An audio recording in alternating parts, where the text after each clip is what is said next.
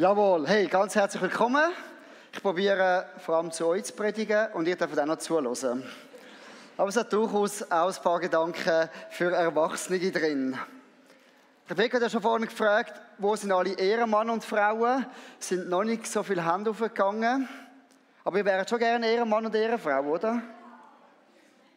Ja, da höre ich doch ehrliches Feedback aus dem Publikum. Ja, wieso wollen wir gerne Ehrenmann und Ehrenfrauen sein? Vielleicht, weil wir dann jemand sind, weil wir gutes Ansehen haben. Nicht zuletzt, weil wir dazugehören. Gehörst du auch gerne dazu? Oder in deiner Klasse? Aber wisst ihr was? Die Erwachsenen gehen vielleicht ein bisschen weniger zu, aber sie gehören immer noch gerne dazu. Das ist etwas, das uns das Leben lang wird begleiten, dass wir im Moment dazugehören. Nochmal Schleichwerbung, in der Kleingruppe kannst du auch dazugehören. Und wir werden heute sehen, hey, Jesus rettet uns und er gibt uns die Ehre, die wir zutiefst in unserem Herzen suchen. Die wir auf keine andere Art und Weise finden können. Wisst ihr überhaupt, was Ehre heisst? Ich habe nachgeschaut, kannst du mal einblenden. Bei Ehre handelt es sich um soziale Wertschätzung, welche bestimmten Regeln folgt. Das ist ein bisschen kompliziert. Soziale Wertschätzung heisst, dass wir irgendwie respektiert werden, dass wir angenommen werden, dass wir dazugehören, dass wir in einer Gruppe einen Platz haben, dass wir schlussendlich wertvoll sind und uns vor allem auch irgendwo wertvoll fühlen. Und diese Wertschätzung, die kommt man über, sie folgt nach bestimmten Regeln. In der Kirche ist es vielleicht ein bisschen anders als in der Schule und in einem anderen Land ist es vielleicht auch ein bisschen anders als in der Schweiz. Und ihr habt schon gewisse Regeln, habt ihr schon im Film gesehen, oder, vom Zack. Er hat gemeint, nach diesen Regeln kommt er die Ehre über. Etwas ist zum Beispiel Besitz. Wer hat einen Nintendo von euch? Wenn Kollegen zu dir kommen, weil du einen hast? Eben, gell? Weil er eine Konsole hat, wollen die anderen zu ihm kommen. Es können Games sein, auch Erwachsene haben noch Spielsachen oder Sachen besitzen, die sie gerne zeigen. Sie werden dann einfach ein bisschen teurer.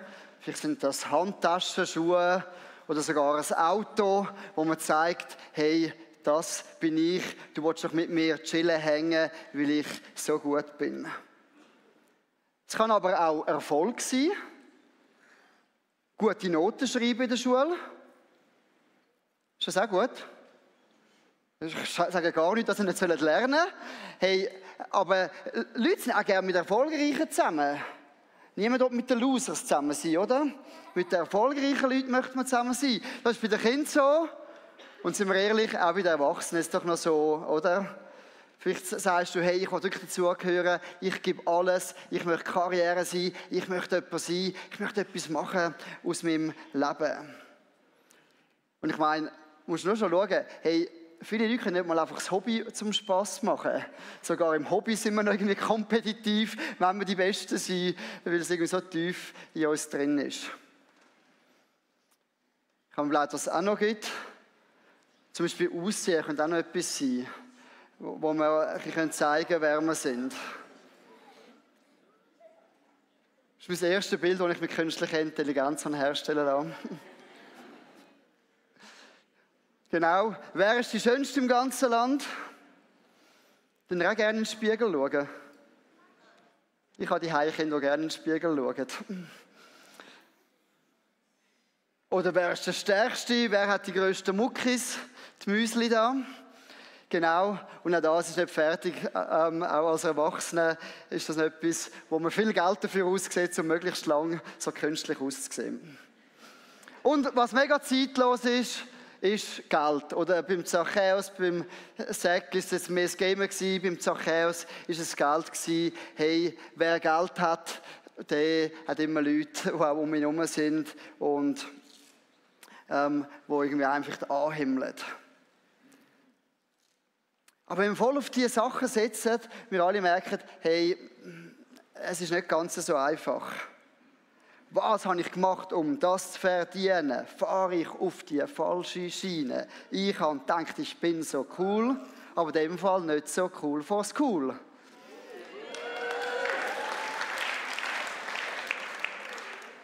Problem ist, wenn du auf diese Sachen baust, es wird immer wieder andere geben, die noch mehr haben, die noch besser sind. Vielleicht verlierst du auch mal etwas und irgendwie stehst du plötzlich vielleicht doch ganz alleine da. Und du hast zwar Nintendo, aber weil du auf Deutsch gesagt einfach ein Arsch bist, will niemand mit dir zusammen sein. Und ich meine, hey, der Zachäus, der hätte reich sein können, wahrscheinlich als römischer Steuereintreiber, ohne dass er auch noch hätte die Leute beschissen müssen. Aber es zeigt etwas von dem Dilemma, wo wir irgendwo drin sind. Wenn wir auf diese Schiene gehen, wir werden immer noch mehr haben und schlussendlich macht es uns kaputt. Und wenn Leute für ihre eigene Ehre kämpfen, haben sie vielleicht auch schon gemerkt, kommt nicht gut raus. Und dann schon auf dem Pausenplatz, hey Mann, meine Ehre, und dann wird geschlagen oder so. Und bei den Erwachsenen, wir kennen es aus den Medien, geht es bis hin zum Ehrenmord. Schon spannend, Ehrenmann war das Jugendwort 2018, so aus der Hip-Hop-Szene rausgekommen. Und mittlerweile wird es sehr häufig eigentlich ironisch verwendet. Gar nicht mehr im eigentlichen Sinn, hey, du bist wirklich ein Ehrenmann, sondern eigentlich mehr als Schimpfwort. Hey, du hast dich so daneben benommen, du hast mich verraten oder so. Und dann ist du Ehrenmann eigentlich das Gegenteil. Und das zeigt vielleicht etwas, wo also wir auch alle kennen. Wir wollen uns noch ehrenhaft benehmen, wir wollen eigentlich das Gute machen, aber es gelingt uns einfach nicht. Irgendwo, vielleicht in der Schule, du weißt nicht, mit welcher Gruppe soll ich jetzt gehen und dann, um bei den einen dazugehören, sagst du etwas Schlechtes über die anderen und plötzlich merkst du, hey, ich mache Sachen, die ich gar nicht unbedingt möchte. Und Rebecca hat schon gesagt, wir haben Sachen in unserem Leben, wofür wir uns schämen, die uns leid tun, wo wir vielleicht auch ein schlechtes Gewissen haben, wo wir alles andere sind als Ehrenmänner und Ehrenfrauen. Für den Zack und den Zachäus hat die Geschichte ein mega Happy End. Sie lernen Jay bzw. Jesus kennen und er verändert ihr ganzes Leben. Dann habe ich mich gefragt, wieso wollen eigentlich nicht alle Menschen zu Jesus kommen? Haben wir das auch schon gefragt?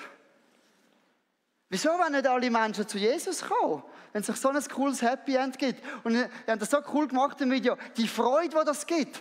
Alle Menschen wollen doch Freude haben. Wieso kommen nicht alle Menschen zu Jesus? Weil Jesus bietet uns Rettung an. Ihr seid nicht verloren, sondern werdet neu geboren. Ich möchte einmal die Verse 9 und 10 lesen. Da entgegnete ihm Jesus: Heute hat Gott dir und allen, die in deinem Haus leben, Rettung gebracht. Denn auch du bist ein Nachkomme von Abraham. Der Menschensohn ist gekommen, Verlorene zu suchen und zu retten. Ja, der Zack hat vielleicht ein bisschen weniger geben können. Der Zachäus hat ein bisschen weniger Geld gehabt. Aber ein reines Gewissen, Vergebung, er war wieder hergestellt gewesen. Und der Zack kann sagen, der Zack weiss, wer er ist, weil er ein Follower vom Jay ist. Wisst ihr, im Video haben wir doch gehört, von dem TikTok-Video, dass der Jay da einem ganz ordentlich die Meinung gesagt hat. Wisst ihr noch? Wenn ihr wisst, wer das war? Interessiert es euch nicht? Okay, mich hat es interessiert, aber ich habe es herausgefunden. Es war nämlich der reiche junge Mann. Da ist nämlich einer, das ist gerade das Kapitel vorne in der Bibel, ist einer zu Jesus gekommen, der reich ist und der mega gut lebt. Er hat alle Gesetze gehalten. Und er hat Jesus gefragt, hey, was muss ich machen, um das ewige Leben zu bekommen? Und Jesus hat gesagt, hey, gib dein ganze Geld den Armen und folg mir nach. Er hat ihm da voll die Meinung gesagt, hey, gib all dein Geld weg. Und er hat das nicht machen und ist traurig weggegangen. Und Jesus hat dann gefragt, hey, können Reiche nicht in den Himmel kommen? Und Jesus sagt, was menschlich gesehen unmöglich ist, ist bei Gott möglich. Und dann kommt eigentlich gerade der Beweis für das. Das Leben vom Zachäus. Er war auch ein reicher Mann, aber er war so verzweifelt, dass er sogar auf den Baum geklettert ist. Im Rap haben wir es gehört, besser wäre ich nie geboren. Etwa so hat er sich gefühlt. Er hat nicht das Gefühl gehabt, hey, ich bin es voll, ich bin der Ehrenmann, sondern er gewusst, mein Leben ist nicht gut. Und es hat dann gelangt, dass Jesus einfach in sein Leben gekommen ist. Er hat mir mal etwas sagen und er hat sein ganzes Leben auf den Kopf gestellt und er hat Rettung bekommen. Wann bist du das letzte Mal auf einen Baum geklettert? Eben vorgestern. Fragen wir mal das Publikum, wann bist du das letzte Mal auf einen Baum geklettert?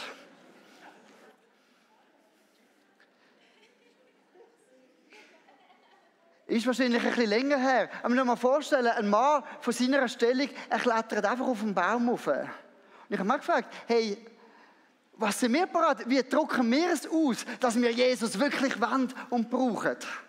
Schaffen wir es nur schon, eine Hand aufzuheben, vielleicht im Worship, vielleicht sogar mal zwei? Vielleicht mal runterknündeln und sagen, hey Jesus, ich brauche dich wirklich. Vielleicht mal sogar ein bisschen tanzen oder so. Ich sage, hey Jesus, ich brauche dich und es ist mir egal, was die rundherum denken, aber ich habe so ein Verlangen nach dir. Wir sehen beim Zachäus etwas, was Jesus sucht. Wir können ihm nicht nur mit halbem Herzen folgen, sondern er möchte, dass wir mit dem ganzen Herzen uns ihm hingeben. Und gerade vor dieser Geschichte vom reichen Jüngling kommen Kinder zu Jesus. Und da sagt Jesus, wer nicht wie ein Kind glaubt, wird nicht ins Reich Gottes kommen. Von dem her sind das mega Vorbild für uns, liebe Kinder. Wenn ihr könnt glauben, wenn wir auch können glauben. So blind, einfach können gumpen, wie da der Bub auf dem Bild.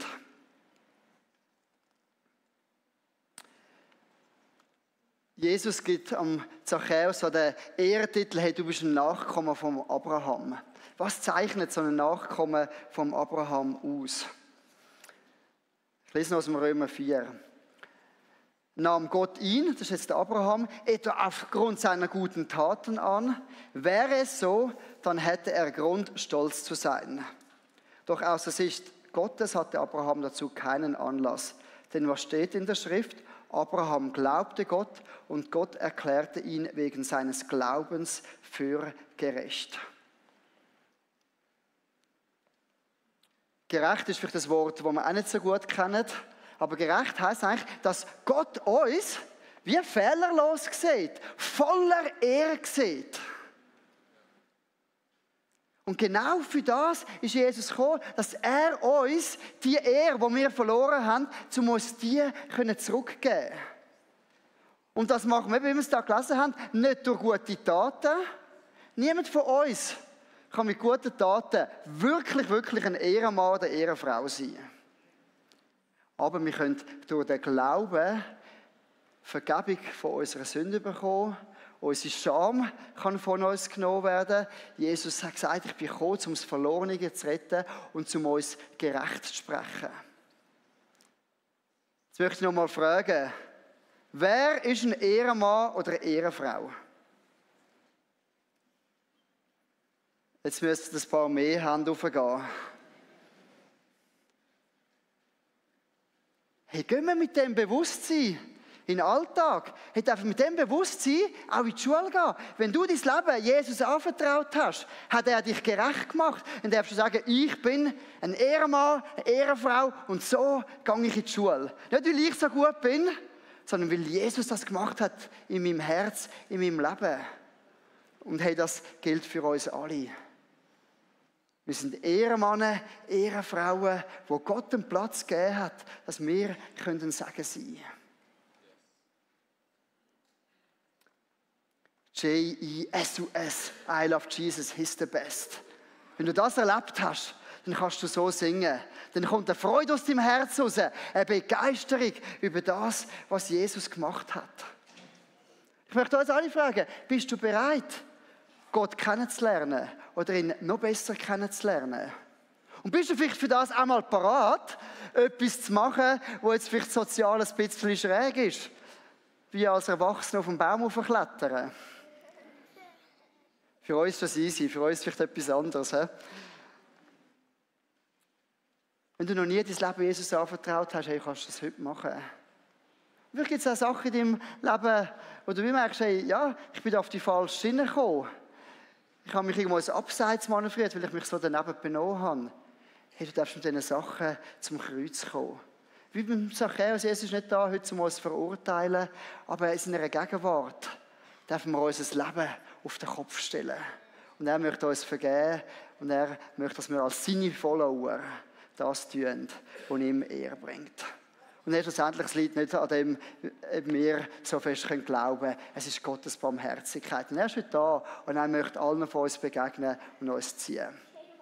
Wir werden noch beten miteinander. Jesus, wir dir danken für die Geschichte vom Säck bzw. vom Zachäus, wo du auf so eindrückliche Art zeigst, dass du uns möchtest Ehre geben, dass du uns möchtest zu Ehrenmann und Ehrenfrauen machen, weil wir durch den Glauben dürfen gerecht sein, weil du uns die Sünden vergisst, weil du auch für alles, was wir uns schämen müssen, weil du uns das möchtest wegnehmen und uns ganz neu möchtest Ehre geben, gut möchtest stehen lassen, weil wir wissen, wer wir sind in dir, als deine Kinder, als die dir nachfolgen. Und du weißt, weil jeder Einzelne steht von uns, ob wir vielleicht noch gar nicht unser Leben dir anvertraut haben, dann bitte ich dich, dass wir heute wieder sagen, hey, komm zu mir heim, ich öffne dir die Türen. Und wenn wir vielleicht schon lange mit dir unterwegs sind, aber irgendwo merken, hey, ich habe vielleicht auf falsche Sachen gesehen, ich bin vielleicht auf die falsche Schiene gekommen, dass wir einfach in deiner Gegenwart umkehren und können sagen, Jesus, bitte vergib mich, verändere mich. Danke, dass du da bist, dass du nicht verurteilst, sondern dass du mit der gleichen Barmherzigkeit uns begegnest, wie du es am Säck bist. Amen.